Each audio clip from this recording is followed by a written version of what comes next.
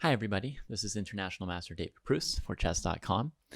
And today at the Magnus Carlsen Invitational, Hikaru Nakamura had the chance to play with Magnus Carlsen, and he played a 5-game match with him without a single draw. So, right away, super exciting, and I can tell you that all 5 games were worthy of my study, and all 5 games were probably games which would be entertaining for all of you, or for most, chess fans. But the game that struck me most was the game I'm going to show you today, in which Nakamura took a huge risk and managed to crash through with a decisive attack against Carlsen's king. In the end, after going 2-2 in regulation, Carlsen would eventually triumph in the Armageddon game and beat him 3-2 on the day.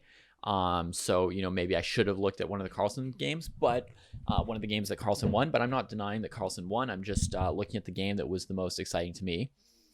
And I'm sure Hikaru has extremely high standards, but for most people, to beat Magnus once is amazing. To beat him twice in the same day would be unthinkable. So I don't think it was a bad day by any means for Hikaru. And now let's get into this game, and you can see what you think about it.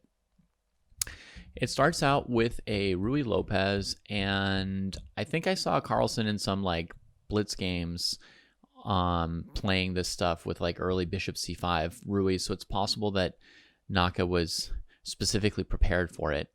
This is kind of a center fork trick, which leaves material equal at the end. But I've always been surprised that this opening was okay for black. The first time a friend showed it to me, and I struggle with Ruy Lopez, the first time a friend showed it to me and said, yeah, this is a line that black can play, I thought, you give up the bishop pair, you give up the center, white's development is fine. I can't believe this is an opening, but apparently it is, and even Carlsen ventured it as black, and he didn't lose this game because of this opening. So it seems like it may be playable. Already here, Naka's going for a pretty aggressive variation with quick e5, and I like to try and blow open as many dark square diagonals as possible if I've got the bishop pair and my dark squared bishop is unopposed. If black had a dark squared bishop instead of a light squared bishop, and there were pawns on light squares, I would want to trade as many light squared pawns as possible. So the move makes sense, but it certainly sets a very aggressive tone for the game. Yeah, and here he preserves his bishop pair by retreating that one, which is definitely exerting pressure. Carlsen castles, defending f7, which is under some pressure. Bishop e3 is played. I think another way for Naka to play, maybe not important, would be to play b4, kicking the knight, and then maybe put his bishop on b2 at some point. So b4, maybe get his queen kicked so the black knight can stay in the center, and then put his bishops here. Looks like a nice pair of bishops to me, but I think it's just an alternative. It's another way the game could go. He developed the bishop to e3, and this move here surprised me a little bit. I thought that black would play bishop e6 in this position, trying to trade off one of the two bishops, counter the pressure against f7, etc. But bishop e6 leads to a game, and from what I could tell, there's nothing wrong with bishop b7. Later on, Magnus could also have had a chance in this game. So he did this in order to outpost his knight on e4, and then he knows that for Naka to continue developing, he's going to have to just trade it, since the knight can't be attacked by pawns anymore. And then he offers the bishop trade from here. So it ends up not necessarily being that different, except that it is at this point and in this position that Nakamura completely changes the direction and the course of this game. The position at this point is probably, somewhere between equal and playable for both sides. They each have a few strengths and weaknesses, material being equal, obviously, so positional strengths and weaknesses. In some cases, this bishop could be a little bit better than knight. In some cases, the knight could be a little bit better. It seems like there's no way for this a2 bishop to avoid a bishop trade, since he's not really going to hang out on b1 for a long time. So we're going to see the dissolution of the bishop pair. A pawn trade on d6 or e5 will leave one player or the other with a small weakness. White has a little bit of more space and room for his pieces at the moment with the A file, but it's all pretty close to equal. At this point, though, Nakamura, and I say all that just to let you know that I think the next thing Nakamura did was not forced. He didn't have to go for an attack. There was in no way like a desperation here. It was a choice to put as much pressure as possible on Magnus, I think.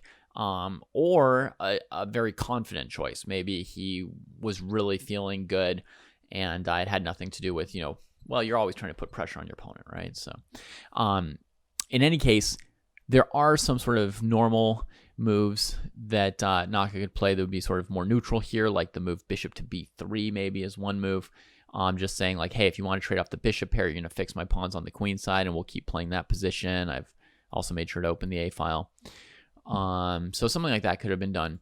Instead, Naka plays f5. And this move is pretty intense because it leaves his pawn on e5 just hanging, right? And the idea of the move is going to be to try to quickly play f6 and do some damage to the black king.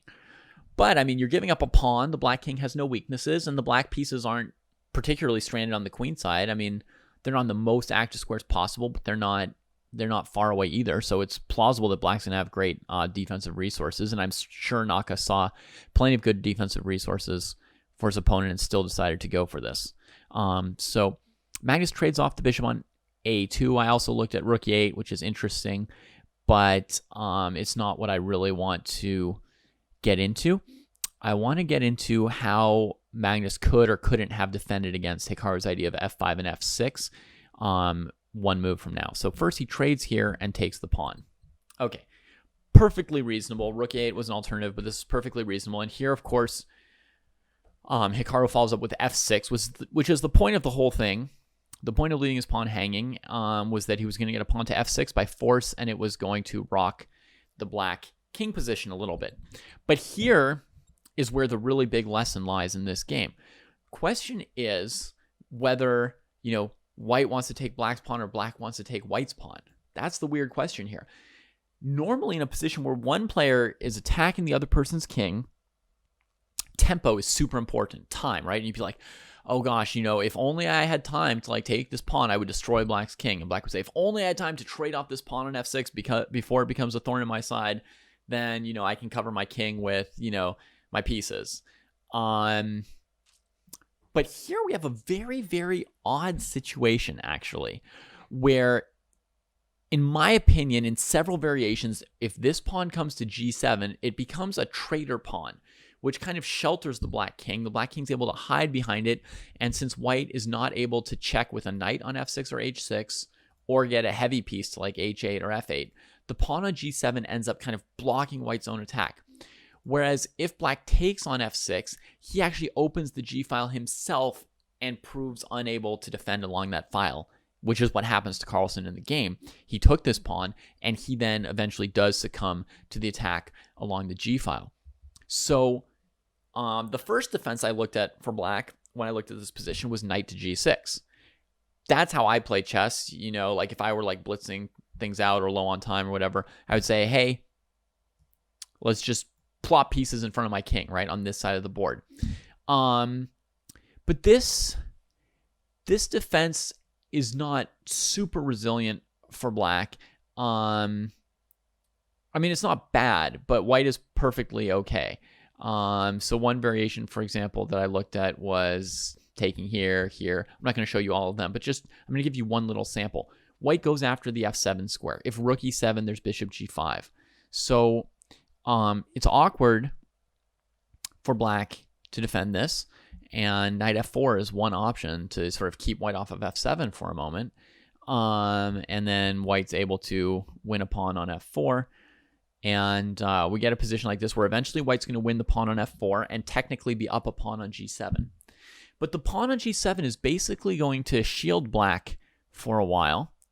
And if the queens and rooks ever get traded, black can always capture on g7 with the king. And so the king and pawn or single rook and pawn endings always end up being equal. So, I could find maybe a tiny edge for white in a position sort of this type here. Where black still has to, come back and defend his f7 pawn, and he can't take here as long as queens are on the board. But I don't feel that it's very realistic to win this position for white. I'm not sure. I mean, I would have to analyze for a long time to be sure, but I feel like black sort of manages to hold on with this. Okay, so that's not too bad, Magnus could have tried hunkering down with that one. But what's surprising to me is that the move knight d5 is like a brilliant resource, which would actually allow Magnus to try and prove the advantage in this middle game using this sort of centralization and the fact that this pawn, when it comes to g7, will end up shielding his king. And I'm going to show you two versions of this. One where white takes on g7 and black hides behind it, and the other where white leaves the pawn on f6 hanging and tries to put pressure on black, leaving that pawn there.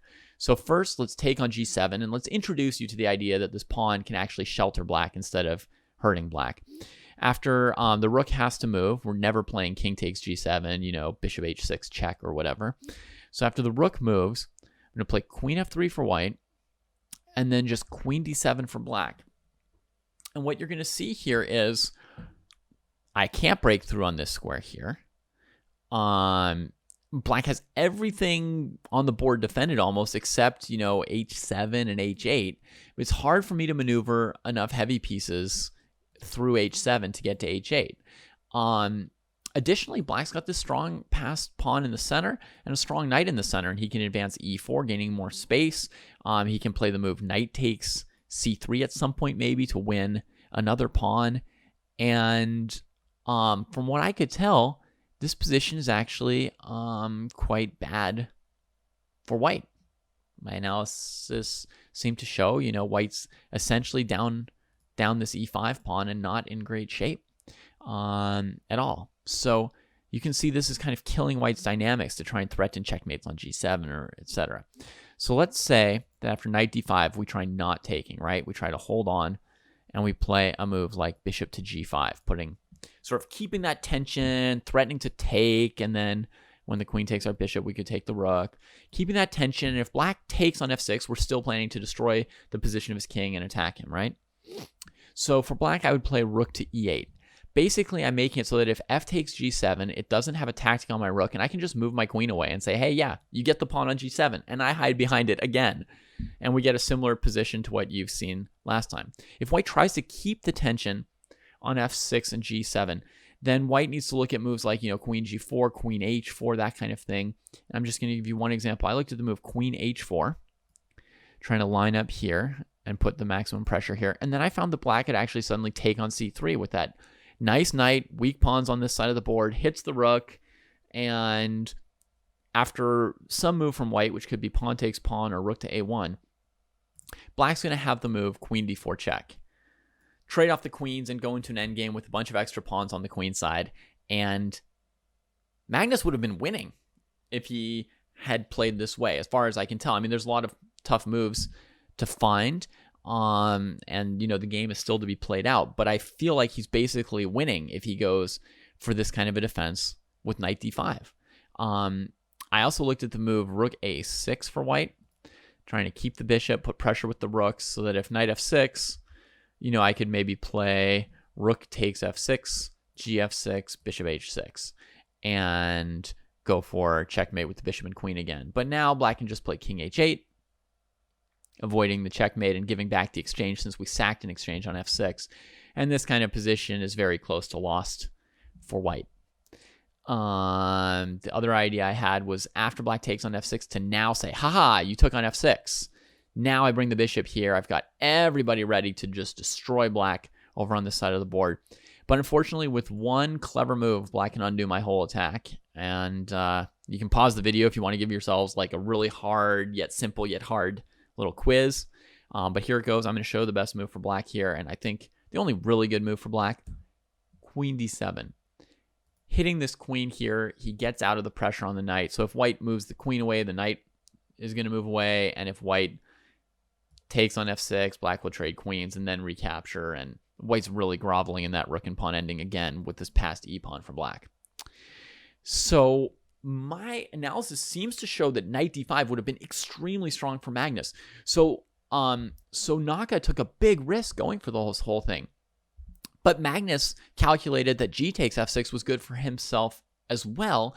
And normally it is right to take on f6. Normally you want to get rid of that pawn. You don't want it in your face. And you think you just calculate g takes f6 first and see if you've got enough resources to then bring your knight here and, to cover everything up, which he might have thought that he had. And this is going to bring us to the second important thing I want to emphasize, which is an absolutely brilliant move from Nakamura here. Imagine white tried to win the game normally here. The normal way to win the game would be we would check on the g file, threatening mate, if the king moves. So black has to block with the knight, and then we would try and break through with h4, h5. Seems good, except black has a defense here. He plays f5, introducing his queen to the h4 square, and that's going to break all our attacking ideas. After h5, for example, f4, kicking the queen. She wants to stay on this if we want to win, and then queen h4. And you can't take the knight because your queen's undefended, and if the queen takes, the knight escapes. So Magnus may well have calculated a bunch of lines like this and thought, hey, I can absolutely defend this with this f5 resource, and, I'm doing fine here. Even on bishop to g5, he could play f4, hitting the queen, right? And then take it from there, queen g4.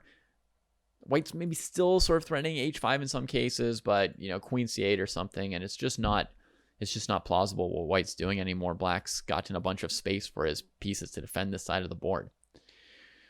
So if you take all that into account, you can partly see why Magnus made the choice to take on f6, and also what a great move Nakamura had to see coming, and what a great idea he had to have to see that he could go for this position and win like this. He played the move rook to a6, both sides of the board, seeing it all.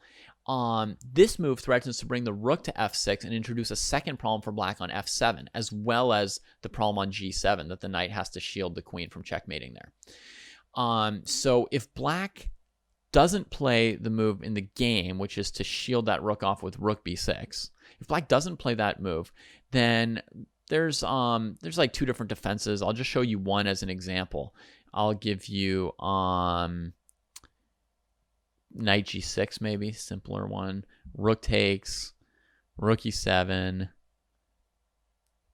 queen f5, threatening rook f7 again, right? Queen e8 defending it, and then queen g5. So now I've maneuvered my pieces in a little bit, and at this point, there's nothing to stop the h-pawn from just coming down the board and winning the game. Black just can't do anything about it, right? You can get your king off of this, so the knight's unpinned, but after h5, your knight's still pinned to the checkmate. And white just wins. Okay. So Carlsen blocks the rook off with rook b6. Rooks are traded, and you might think, what's the difference between this and the queen g3 immediately? But there is a difference. He checks, the knight blocks, he comes with h4, f5, h5, f4. Now, the only difference is these rooks being traded. If white played queen g4, black could play queen h4, and we don't really see what the big deal is, right? Here, Naka played pawn takes knight, leaving the queen undefended. That was the extra detail that he has, and it relies on the fact that there's no longer a third heavy piece for black defending this 8th rank. If pawn takes queen, which Magnus did not play, then Naka could take here with check, king over here. You can take or push. I think it's the same. Well, yeah, it's the same. Here, check. With a rook on a2 and a rook on b8, if you can imagine that, this would not work for white, right? Black could just play queen takes rook on f8 and come out ahead 1 or 2 pawns in the rook and pawn endgame. But instead of black coming out a couple pawns ahead, Naka would be up a bishop and would be able to mop up these pawns and win the endgame easily. So that was the depth of the detail that Magnus missed, that this rook a6 move on that side of the board would weaken his back rank and allow Naka to win with this h4, h5 tactic by diffusing the queen h4 defense. He plays h takes g6 first, leaving the queen hanging. No time for queen h4 from Carlsen. He moves, he recaptures. Now, technically, he's got a massive pawns against the bishop, but his king is so weak on dark squares that Nakamura finished off pretty quickly anyway by bringing his bishop into the dark squares and his rook over to the H file.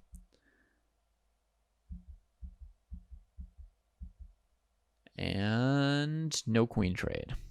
Checkmate.